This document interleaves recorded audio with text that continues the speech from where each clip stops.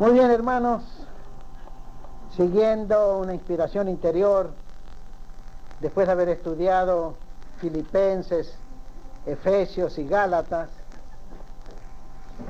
me pareció que tenía que enseñar ahora Colosenses. Y me puse a hacer el bosquejo del primer capítulo. Y encontré que es una carta densa de enseñanza. Es una carta para ser meditada, masticada lentamente. No es leche aguada de la palabra de Dios. Ni siquiera es leche evaporada, que es mucho más densa que la leche aguada. Es leche condensada de la palabra de Dios. Y por eso vamos a tener que ir despacio con Colosenses, porque está tan llena de sugerencias que no se puede pasar a la rápida sobre Colosenses, porque sería perder muchísimas joyas y perlas preciosas de la palabra de Dios. El tema general de la carta a los Colosenses sería este: Jesucristo, la plenitud de la deidad. El apóstol Pablo escribió esta carta a la iglesia de Colosas para combatir la peligrosa herejía del gnosticismo, del griego gnosis, que significa conocimiento.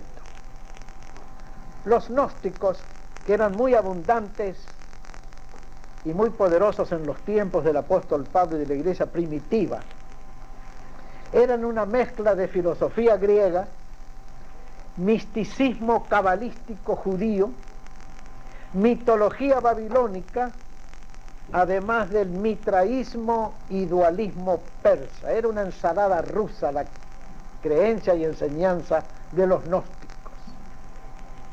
El gnosticismo perdura todavía en la enseñanza de la teosofía. Los Rosacruces, que tienen su sede aquí en San José de California. La Nueva Edad o New Age, que está muy de moda en los Estados Unidos. La Shirley MacLaine, artista de cine, bailarina, es una de las campeonas de la New Age o Nueva Edad.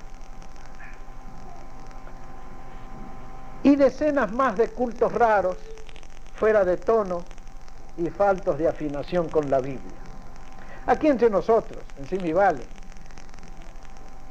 no tenemos contaminación de ninguna de estas cosas. Sin embargo, abundan en el mundo moderno, abundan en los Estados Unidos, y tarde o temprano nos vamos a topar con alguno que sea teósofo o Rosacruz, o que defienda la nueva edad, o crea en la era acuaria y demás cosas. Y para ese entonces tenemos que estar preparados para saber defender la falsa doctrina. Quizás nos encontremos con algún judío cabalista. ¿Han oído acerca de la cábala judía? La cábala judía fue un sistema de interpretación de la Biblia que comenzó unos 2 siglos antes de Jesucristo. Ciertos grupos de judíos pretendieron interpretar la Biblia de una manera diferente a la interpretación tradicional de los rabinos. Y se perdieron en una cantidad tremenda, en un verdadero cangrejal, berenjenal de ideas raras, hasta el día de hoy. Usaron números, usaron letras, usaron demonios, ideas de demonios, inventaron demonios, practicaron la magia blanca y la magia negra. No crean ustedes que los judíos han tenido toda la vida una creencia pura. Desde el momento que los judíos erraron con Jesucristo, se han perdido en un berenjenal, en un mare magnum de ideas rarísimas. Faltos de la iluminación directa de la palabra de Dios con respecto a Jesucristo, los judíos han inventado una cantidad tremenda de ideas raras. No crean ustedes que los judíos son puros en su creencia, que creen en Jehová y se acabó. No, señor. Los gnósticos tenían parte del cabalismo judío, parte del dualismo persa. Los persas enseñaron fuertemente acerca de que toda la naturaleza es dual. Hablaron del mal y del bien, de la luz y de las tinieblas, de la materia y del espíritu. Y todas esas ideas eran fuertes en Palestina en los tiempos que el cristianismo comenzó a predicar y enseñar su doctrina de verdad y de amor y de salvación en Jesucristo. Parece que la iglesia de Colosas estaba contaminada con las enseñanzas de los gnósticos. Y parece que le escribieron a Pablo, y Pablo se decidió a escribir una carta para ayudar a la iglesia de Colosas a andar por el buen camino y por la doctrina sana. Los gnósticos, por ejemplo, atacaban la persona del Señor Jesucristo. Decían que Jesucristo no era real, que no era material, que Jesucristo era una emanación de Dios. Lo mismo que dicen los teósofos. Jesucristo no era realmente Dios ni realmente hombre, era una especie de fantasma que anduvo en la tierra. Eso contradice la clara enseñanza del Nuevo Testamento. Entonces el apóstol Pablo escribe esta carta densa, sustanciosa, madura, y vamos a ir despacio, leyendo y leyendo, pensando y pensando, tomando notas y tomando notas. Hemos sacado que el primer capítulo de Colosenses se puede dividir en 7 partes, y a estas 7 partes la hemos llamado 7 interesantes grupos de elementos espirituales. Y vamos a comenzar con el primero: elementos de la fe cristiana genuina y auténtica. Alguien que lea Colosenses 1, del 1 al 5. Colosenses 1, del 1 al 5. Pablo, apóstol de Jesucristo por la voluntad de Dios, y el hermano Timoteo, a los santos y fieles hermanos en Cristo que están en Colosas, gracia y paz sean a vosotros de Dios nuestro Padre y del Señor Jesucristo. Siempre orando por vosotros, damos gracias a Dios, Padre de nuestro Señor Jesucristo, habiendo oído de vuestra fe en Cristo Jesús y del amor que tenéis a todos los santos, a causa de la esperanza que os está guardada en los cielos, de la cual ya habéis oído por la palabra verdadera del Evangelio. Aquí encontramos 5 elementos de la fe cristiana genuina y verdadera. Oración: orar a Dios en el nombre de Jesucristo, orar a Dios el Padre en nombre de Cristo el Hijo, por la virtud y potencia del Espíritu Santo. Esa es doctrina sana, esa es revelación bíblica buena. Oramos a Dios el Padre en nombre de Jesús el Hijo, en la libertad del Espíritu Santo. Acción de gracias: todo cristiano debe ser agradecido, dar gracias a Dios continuamente por la salvación, dar gracias a Dios por su presencia, dar gracias a Dios por sus promesas cumplidas y por cumplirse. Todo cristiano tiene que ser una persona agradecida, y una persona que está agradecida es una persona que está contenta. Fe: si no tenemos fe somos nada. Sin fe es imposible agradar a Dios, dice Hebreos capítulo 11, verso 6. Esperanza: los cristianos somos el pueblo de la esperanza por excelencia. Esperamos al Señor Jesucristo. Hace 2000 años que estamos esperando el regreso del Señor Jesucristo. Y en los cristianos fieles y en las iglesias fieles, la esperanza del retorno de Jesús está tan viva hoy como 2000 años atrás. En el último número de Homilia, y el que quiera un ejemplar yo tengo para darle, decimos que la verdadera esperanza cristiana del regreso de Cristo debe basarse en el amor a Jesucristo. Lo estamos esperando porque lo amamos, sin andar fijándonos si hay o no hay señales en este mundo de su segunda venida. Porque lo amamos, lo esperamos. Como toda persona que ama, espera al amado ausente. Eso es sana doctrina bíblica evangélica. Amamos al Señor, esperamos al Señor, cada día. Esperanza cristiana es elemento genuino de la fe cristiana. Luego, palabra verdadera del Evangelio. Pasamos la palabra. Nosotros los cristianos somos la gente de la palabra. Creemos en el mensaje que Jesús mandó a predicar. Vayan por todo el mundo, prediquen el Evangelio a toda persona. El que creyere y fuere bautizado será salvo. Y la palabra que predicaban los cristianos primitivos era: por gracia sois salvos por medio de la fe, no por obras, para que nadie se gloríe. Estos 5 elementos, pues, oración, acción de gracia, fe, amor, esperanza y palabra, son 5 o 6. 1, 2, 3, 6. 6 elementos. Constituyen nuestra fe, hoy y siempre. Oración, acción de gracias, fe, amor, esperanza y palabra verdadera del Evangelio. Anunciamos salvación gratuita, perfecta, eterna para todo el mundo, por la obra perfecta cumplida por Jesucristo en la cruz. Y si alguno tiene dudas de que está salvo, ni es cristiano, ni tiene que predicar el Evangelio. Pero aquel que está seguro, seguro, seguro, que Jesús ya lo ha salvado, que le ha lavado de sus pecados, que los ha borrado y olvidado, que Él es hijo de Dios, ese tiene derecho y deber de seguir predicando la palabra verdadera del Evangelio.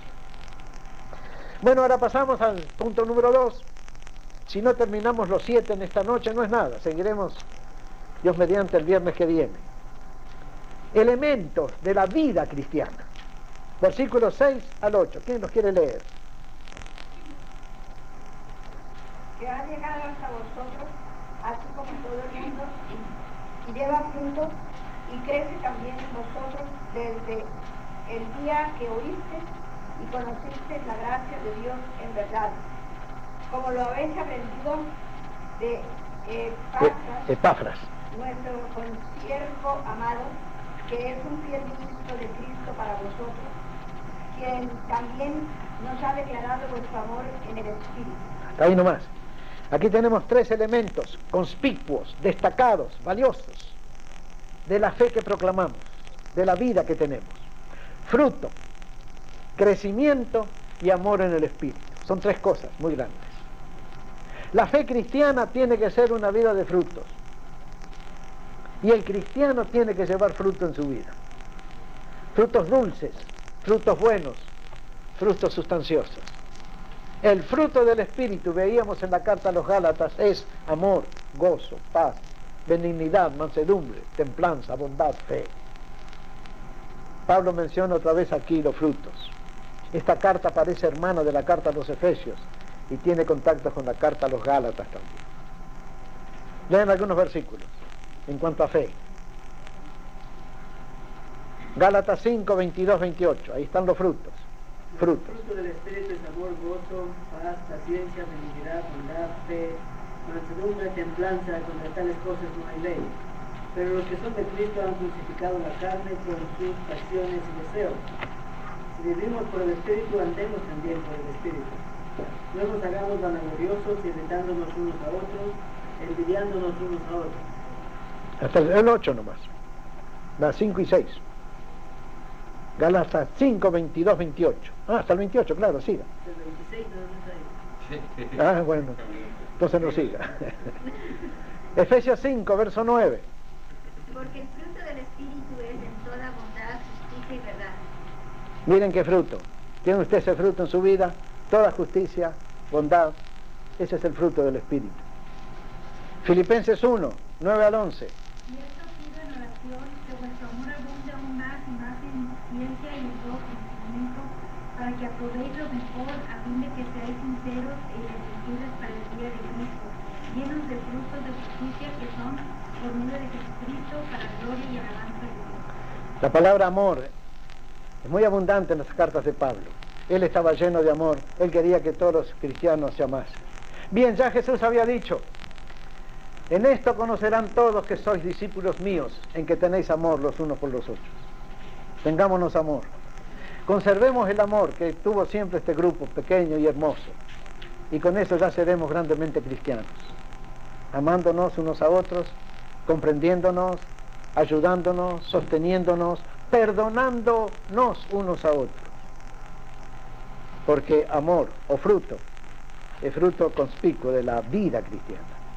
En cuanto a crecimiento, vean 1 Corintios 15, 58. Qué versículo tan hermoso, subrayen a su Biblia. Así que, hermanos míos amados, estar firmes y constantes, creciendo en la obra del Señor siempre, sabiendo que nuestro trabajo en el Señor no es en vano. Así que, hermanos míos amados, estad firmes y constantes, creciendo en la obra del Señor siempre, sabiendo que vuestro trabajo no es en vano. Otro texto en cuanto a crecimiento. 2 Corintios 10:15. No nos gloriamos desmedidamente en trabajos ajenos, sino que esperamos que conforme crezca vuestra fe, seremos muy engrandecidos entre vosotros, conforme a nuestra regla. Pablo está esperando que los de Corinto crezcan en la fe. Parece que la fe tiene que crecer, tiene que agrandarse, tiene que desarrollarse. Y así es. Cuanto más uno camina con Cristo, cuanto más estudia la Biblia, cuanto más recibe pruebas y vence esas pruebas, su fe se va haciendo más grande, más sólida, más madura, más amplia. La fe, como algo viviente, tiene que crecer, porque todas las cosas vivas tienen que crecer. Mírenlo al Kevin. Un año atrás, ¿qué era el Kevin? Era un bebé chiquititito y ya anda corriendo por todo el salón. Ha crecido. Cuando hay vida, hay crecimiento. La fe tiene que crecer. ¿Cómo crece la fe del cristiano? Por las pruebas, pero también por el estudio de la Biblia, por la oración, por la meditación de la palabra de Dios. 1 Tesalonicenses 3, 12 y 13. Y el Señor os haga crecer y abundar en amor unos para con otros y para con todos, como también lo hacemos nosotros para con vosotros, para que sean afirmados nuestros corazones irreprensibles en santidad delante de Dios nuestro Padre, en la venida de nuestro Señor Jesucristo con todos sus santos. Y el Señor os haga crecer, pide Pablo a la iglesia de Tesalonicenses. Él estaba preocupado por el crecimiento de las iglesias. No tanto crecimiento numérico, no tanto crecimiento numérico. Por un momento, cuando preparaba estos estudios, estuve tentado a abandonar esto y hacer algo, dar algo más sencillo, más elemental. Pero en estos días recibí la revista Christianity Today, una gran revista cristiana evangélica americana, y trae una crónica y comentario a la campaña de Billy Graham en Buenos Aires. Billy Graham estuvo 4 días en Buenos Aires en el mes de noviembre del año pasado. Tuvo una campaña en el estadio de River Plate. Juntó 85.000 personas en la última noche. 29 años atrás, cuando Billy Graham estuvo en Buenos Aires también predicando, la asistencia llegó apenas a 5.000 y pareció un milagro, 5.000 personas en Buenos Aires escuchando el Evangelio. Eso era 30 años atrás. 30 años atrás no había más de 250 iglesias evangélicas en el Gran Buenos Aires. Hoy hay 2.500. Ha subido 10 veces. Hay un gran avivamiento en Buenos Aires, en toda la Argentina. Se pudo alquilar el estadio de River Plate, que es el más grande de la Argentina y uno de los más grandes de América. Se llenó, 85.000 personas escuchando a Billy Graham. Y el artículo dice que en la Argentina hay un tremendo avivamiento, pero no hay doctrina, no hay enseñanza. La gente se convierte a puñados y también a puñados se retira desilusionada a los pocos meses o a las pocas semanas, porque no hay enseñanza, no hay alimento, hay emoción, hay conversiones a granel. Una iglesia pentecostal tiene 80.000 miembros en la Argentina. Cuando yo salí de la Argentina en el año 57, no había ni 30.000 evangélicos en toda la Argentina, y ahora una sola iglesia tiene 80.000 miembros. Pero no tienen enseñanza, no tienen doctrina, no tienen base, tienen emoción, pero no tienen aquello que establece la vida cristiana, conocimiento experimental de la palabra de Dios. Y hay un clamor por maestros. Y le dijeron a Billy Graham altos dirigentes argentinos, bautistas y hermanos libres: no todo avivamiento es avivamiento. Si no hay crecimiento en la palabra de Dios, no hay verdadera conversión. Por eso me animé a dar este estudio, a traerlo nomás, porque necesitamos llenarnos de sana enseñanza, de sana doctrina. Y el Señor me dijo: no, anda nomás y enséñales Colosenses a los hermanos. que algo van a sacar de todo lo que tú les digas. Bueno, ahora para amor. Vamos a ver algunos versículos para amor. Filipenses 1, 8 y 9. Porque Dios me es testigo de cómo os amo a todos vosotros con el entrañable amor de Jesucristo. Y esto pido en oración, que vuestro amor abunde aún más y más en ciencia y en todo conocimiento. 3 veces menciona Pablo la palabra amor en esos versículos. Ven que Pablo estaba pero enamorado de Cristo, y enamorado de la obra, y enamorado de las verdades que Cristo le mandó a predicar, y enamorado de los hermanos que él ganaba para Cristo, y por eso insistía tanto en el amor, el amor, el amor, el amor. 1 Corintios 16, 14. Todas vuestras cosas sean hechas con amor. Miren ustedes, un versículo tan sencillo, pero que puede revolucionar una vida. Todas las cosas que tú hagas, hazlas con amor. Pon amor en todo lo que haces. Así sea lo más sencillo, lo más humilde. Pon amor en tu familia, en tus hermanos, en tus iglesias, en tu trabajo, en todo lo que hagas. Pon amor. Hace mucho estaba viendo una tira cómica, varios años atrás. Esa tira cómica de Archie. Leen a veces Archie y Verónica, ¿no? Y Betty. Ustedes saben que la escribe uno de la Alianza Cristiana y Misionera, que el autor de esa tira cómica es creyente de la Alianza Cristiana y Misionera. Bueno, una vez contaba la historia que esa era la tira cómica. Se acercaba Navidad y iban a hacer una comida en el colegio donde va Archie. Y le pidieron a la cocinera, que tenía cara de pocos amigos, que prepare un pan de fruta. Y todos dijeron, no, que no lo haga, porque el que hice el año pasado ni lo pudimos comer. Eso era una piedra, era cemento, eso no era pan. Entonces Betty, la chica buena de la tira cómica, se fue con la cocinera, le habló dulcemente, le ayudó a preparar el pan de fruta. Y el pan de fruta salió delicioso, delicioso. Y todos lo comieron en el colegio con deleite. Y le dijeron a la cocinera, ¿qué ingredientes empleaste para que este pan de fruta te salga tan bueno? Y Betty les dijo una sola cosa, fue hecho con amor. Miren ustedes cómo una comida hecha con amor sabe mejor que una comida hecha sin amor. Por eso el apóstol Pablo dice, todas vuestras cosas sean hechas con amor. ¿Por qué no ponemos en práctica en este año 92 hacer todas las cosas aquí en la iglesia con amor? Desde arreglar las sillas y pasar la aspiradora a la alfombra, hasta cantar, predicar, enseñar, orar y sobre todo tratar a los hermanos. Que todo sea hecho con amor y la cosa va a cambiar. Porque el amor es la esencia de la vida.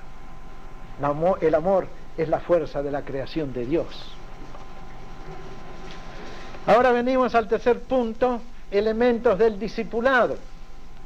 Alguien que lea Colosenses 1, versículos 9 al 11. Por lo cual también nosotros, desde el día que lo oímos, no cesamos de orar por vosotros y de pedir que seáis llenos del conocimiento de su voluntad en toda sabiduría e inteligencia espiritual, para que andéis como es digno del Señor, agradándole en todo, llevando fruto en toda buena obra y creciendo en el conocimiento de Dios, fortalecidos con todo poder, conforme a la potencia de su gloria, para toda paciencia y longanimidad. Yo recuerdo cuando unos cuantos miércoles atrás Ricardo trajo un mensaje de inspiración para la oración y usó este versículo. Por lo cual también nosotros, desde el día que lo oímos, no cesamos de orar por vosotros y de pedir que seáis llenos del conocimiento de su voluntad. El discípulo tiene que conocer a su maestro y conocer la doctrina de su maestro. Algunos ya están estudiando música con Miguel. Están estudiando armonía, vocalización, solfeo, canto. Si no le ponen atención al maestro, no van a salir buenos cantores. Pero si le ponen atención y entienden la teoría de la música, van a salir buenos cantores. Para ser discípulo de Cristo hay que conocer la teoría de Jesucristo, la doctrina de Jesucristo, la enseñanza de Jesucristo. Así que conocimiento doctrinal es uno de los elementos importantes del discipulado. Lean un texto, medio rarito, pero dice mucho. Oseas, capítulo 6, 4, verso 6. Oseas 4, verso 6. Profeta Oseas capítulo 4, verso 6. Mi pueblo fue destruido porque le faltó conocimiento, por cuando desechaste el conocimiento yo te echaré del sacerdocio, y porque olvidaste la ley de tu Dios, también yo me olvidaré de tus hijos. Mi pueblo cayó porque le faltó conocimiento. La gran ruina del pueblo judío, que ha sufrido en el mundo más que ningún otro pueblo de la tierra, se debe a que le faltó el conocimiento espiritual. Y cuando vino Jesucristo y les ofreció el reino espiritual, no lo entendieron y lo rechazaron. Porque te faltó conocimiento e inteligencia, dice Dios, yo te echaré del sacerdocio. Y esto vale para los cristianos también, para los pastores, para los maestros, para los predicadores. Yo te voy a echar del sacerdocio si tú no tienes conocimiento de la sana doctrina. Otro texto. En cuanto a sabiduría e inteligencia, que es elemento también del discipulado. 1 Corintios 12, 8 al 9. Porque a este es dada por el Espíritu palabra de sabiduría, a otro palabra de ciencia según el mismo Espíritu, a otro fe por el mismo Espíritu, y a otro dones de sanidad por el mismo Espíritu. Sabiduría e inteligencia son los dos primeros dones del Espíritu Santo. Los dones que nadie busca, que nadie quiere. Todos quieren el don de lenguas, o a lo sumo quieren el don de sanidad. Pero el don de sabiduría e inteligencia parece que no lo quieren, que no les interesa. Les gusta más lo sensacional, les gusta más lo febril, les gusta más lo emocional, lo teatral, que la sabiduría y la inteligencia. Pero hermanos, nosotros vamos a hacer una iglesia sabia e inteligente. Y vamos a crecer en la sabiduría y en la inteligencia, que son elementos del discipulado. ¿Sí? Así que ahí teníamos, a ver, 1 Corintios, bueno, ya leímos. Eso es en cuanto a los dones, a los dones del Espíritu Santo. Buenas obras, Efesios 2, verso 10. Porque somos hechura suya, creados en Cristo Jesús para buenas obras, las cuales Dios preparó de antemano para que anduviésemos en ellas. Ese es uno de los grandes versículos del apóstol Pablo. Porque somos hechura de Dios, criados en Cristo para buenas obras, las cuales Dios preparó de antemano para que andemos en ellas. Allá por el año de 1948, estábamos nosotros estudiando en el Instituto Bíblico Buenos Aires. El año había sido más o menos malo. Había habido muchos problemas entre el estudiantado. Faltaba el director del instituto, que estaba de vacaciones aquí en los Estados Unidos. Había habido muchas carnalidades y muchas divisiones y muchas cosas raras en el instituto ese año. Todos decían que era un año no bueno.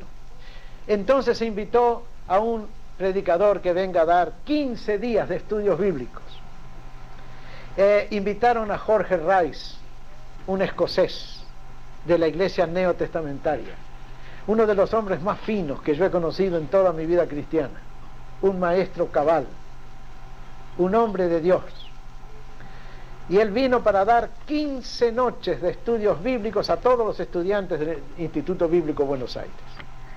Y el tema o el texto que usó cada noche era este: Efesios 2:10, creados en Cristo Jesús para buenas obras, las cuales Dios preparó de antemano para que anduviésemos en ellas. Cada noche usó el mismo texto y cada noche habló una hora.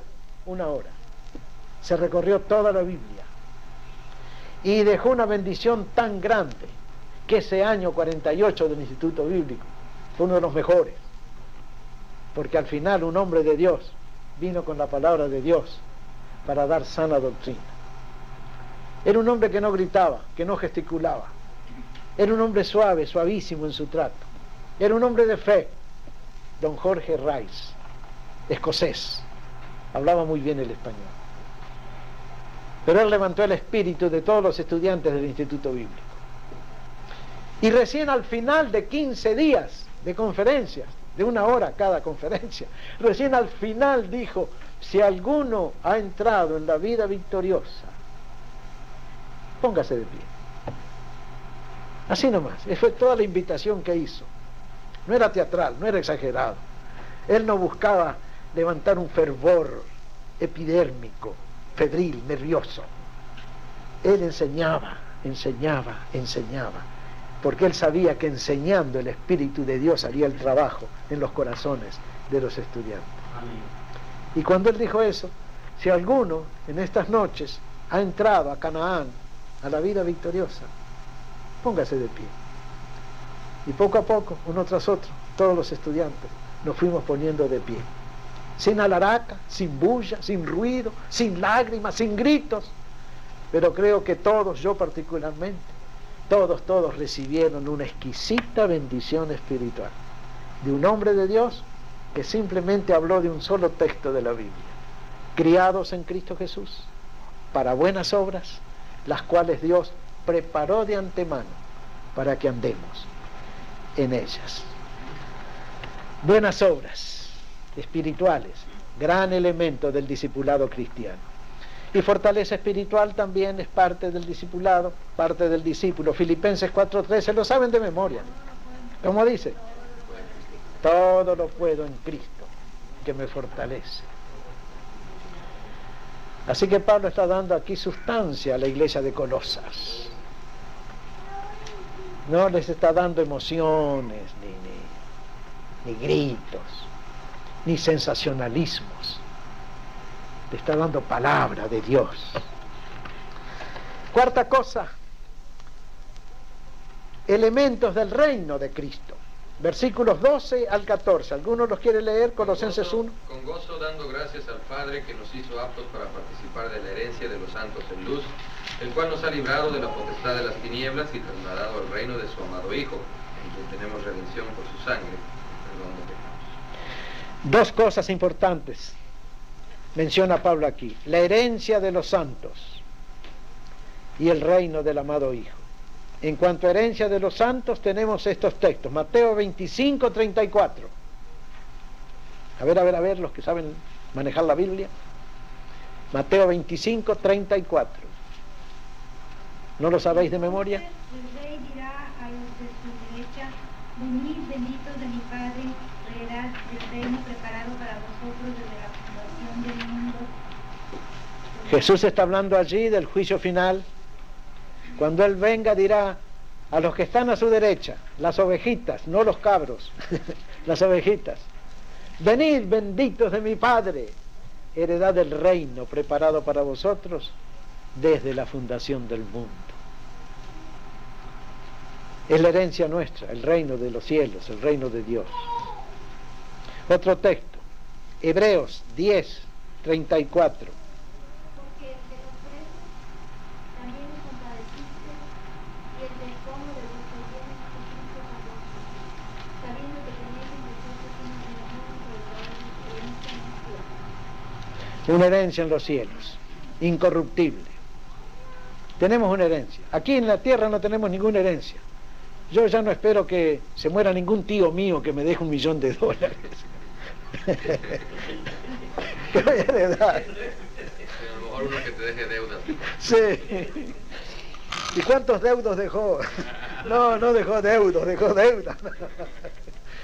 Ninguna herencia tenemos aquí en la tierra, pero tenemos una herencia en los cielos. Eso es hermoso. Primera de Pedro 1, 3, 4, otro texto de gloria. Primera de Pedro 1, 3 y 4. Bendito el Dios y Padre de nuestro Señor Jesucristo, que según su grande misericordia nos hizo renacer para una esperanza viva por la resurrección de Jesucristo de los muertos, para una herencia incorruptible, incontaminada e inmarcesible, reservada en los cielos para vosotros. Estamos reservados y preparados para una herencia incorruptible reservada para nosotros en los cielos.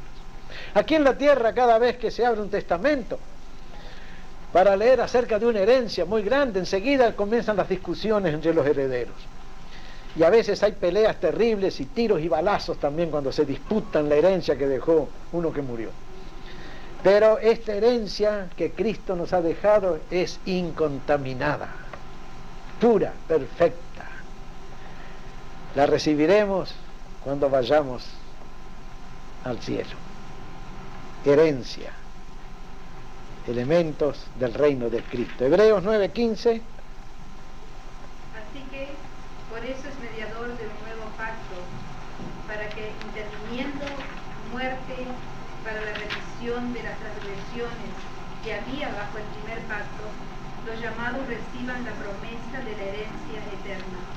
La herencia eterna, una herencia que no va a menguar nunca, una herencia que no se la van a disputar los herederos como los caranchos se disputan una res muerta en el campo. Una herencia para todos.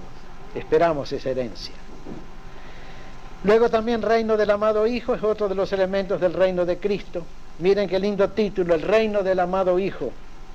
Somos ciudadanos de ese reino. Somos hombres y mujeres de ese reino. Juan 18, verso 36. Respondió Jesús: mi reino no es de este mundo.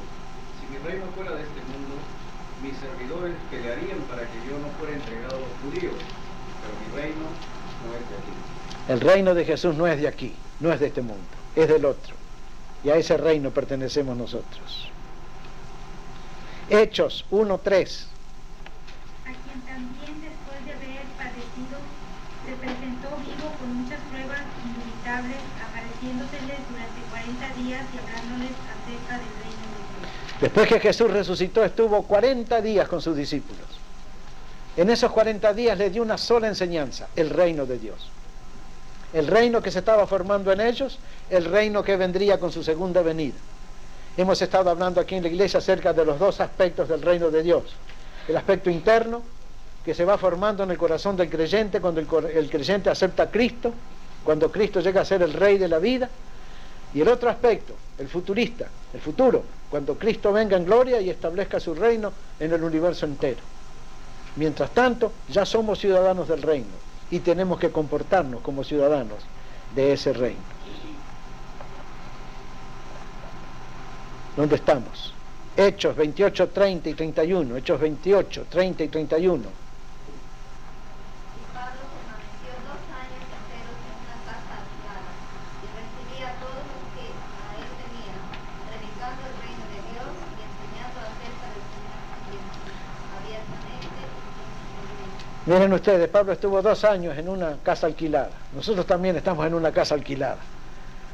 Y como Pablo tenemos que enseñar aquí el reino de Dios, predicar el reino de Dios. Y la gente va a empezar a venir acá. Porque Pablo no salía a hacer obra personal por las calles. No podía porque estaba preso. ¿Cómo iba a salir por las calles?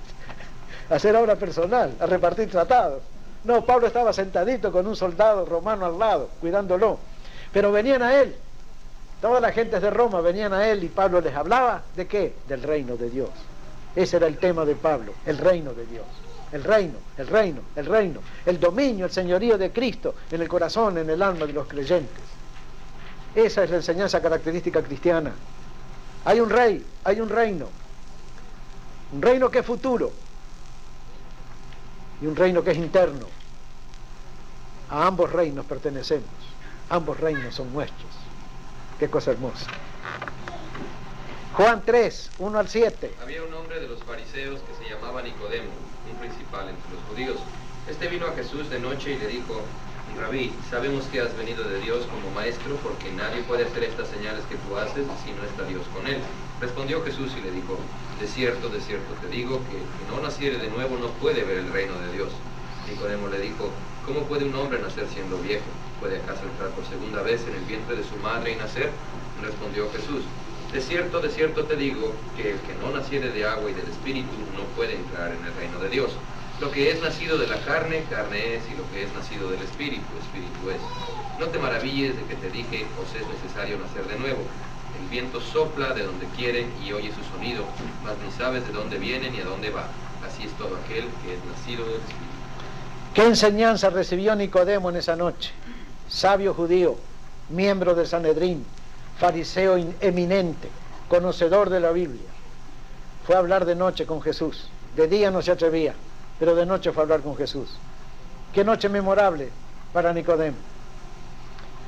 Jesús le dice: de cierto te digo, oh Nicodemo, oh sabio, oh fariseo, oh religioso, de cierto te digo que si no naces de nuevo no verás nunca el reino de Dios. Y Nicodemo entendía lo que era el reino de Dios según la interpretación judía. Para él el reino de Dios era Israel reinando sobre todas las naciones y viviendo la justicia de la ley. Ese era el mejor ideal judío en cuanto a reino. ¿Sabían ustedes que el ideal de los judíos en cuanto a reino era ese? Israel reinando sobre todas las naciones del mundo y administrando la palabra de Dios a todo el mundo. Los mejores judíos, los más espirituales, tenían esa idea del reino de Dios. Y ellos decían, a través de nosotros, del pueblo judío, el mundo conocerá a Dios y servirá a Dios. Pero Jesús le dice a Nicodemo, si no naces de nuevo, no verás el reino de Dios. ¿Cómo se habrá sorprendido este fariseo bueno y recto que era Nicodemo? Y se sorprendió y dijo, ¿cómo puede el hombre nacer siendo viejo? ¿Puede entrar otra vez en el vientre de su madre y nacer? Aunque ese milagro se produjera, de nada valdría, porque Jesús le dijo, lo que nace de la carne, carne es. Lo que nace del espíritu, espíritu es. No te sorprendas de lo que te dije, te es necesario nacer otra vez. Nacer del agua y del espíritu. Nacer de la palabra predicada y del espíritu fecundante. Y desde entonces hasta hoy, todas las personas que entran al reino de Dios, entran por virtud y poder de la palabra y del espíritu. La palabra se siembra en el corazón y la mente. El Espíritu Santo la fecunda. Y de la misma manera que el Espíritu Santo fecundó a María para que dé a luz a Jesucristo, así fecunda el alma del creyente para que Cristo se forme dentro de nosotros. ¡Qué doctrina, qué enseñanza para Nicodemo! No te maravilles de lo que te dije, Nicodemo, tienes que nacer de nuevo. Así se entra al reino de Jesucristo. Santiago 2, verso 5. Hermanos míos amados, hoy no alejo de Dios a los pobres para que sean ricos en fe y herederos del reino que ha prometido a los que le aman. Los pobres somos los herederos del reino. Con razón dijo Jesús, bienaventurados los pobres, porque ellos serán llamados hijos de Dios, porque de ellos es el reino de los cielos. Santiago repite las palabras, vosotros los pobres sois ricos, porque sois herederos del reino. Y por fin, segunda de Pedro 1, versículos 10 al 11. Por lo cual, hermanos, tanto más procurad hacer firme vuestra vocación y elección, porque haciendo estas cosas no caeréis jamás. Porque de esta manera os será otorgada amplia y generosa entrada en el reino eterno de nuestro Señor y Salvador Jesucristo. Por lo cual, hermanos, procurad hacer firme vuestra vocación y elección, porque haciendo estas cosas no caeréis jamás. Afirmemos la vocación que tenemos, la elección que el Señor nos ha hecho. Y haciendo eso, nos será administrada abundante entrada en el reino de Dios y de Cristo. Sí, esta carta está muy repleta de enseñanza. Vamos a dejar aquí. Ya han pasado 45 minutos. Es tiempo de que pongamos un alto. Continuaremos, Dios mediante, si el Señor no viene de aquí al miércoles que viene, el próximo miércoles. Guarden la hojita. Miren que ahora vale 10 centavos la copia, ¿eh? Sería bueno ponerle precio para las cosas de la iglesia. Estamos pensando en eso, de ponerle precio, sí, hermano. Dios mediante, el próximo miércoles continuaremos con el primer capítulo de la carta a los Colosenses. Mientras tanto, que el Señor los bendiga y hasta la próxima. ¿Preguntas?